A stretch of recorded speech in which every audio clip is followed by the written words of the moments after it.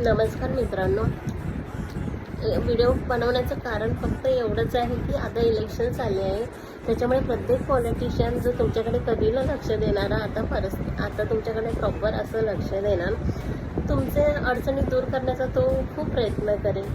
खूप सारे आश्वासन दिले जातील, खूप साऱ्या गोष्टी होतील. त्याच्यामध्ये तुम्ही विचार करूनच वोटिंग करा की पहिला हे कसं होतं आणि आता इलेक्शन आल्यावर सगळेजण आपल्या इकडे केस येतात आहे किंवा आपल्या कशा त्या गोष्टी पूर्ण करतात आहे.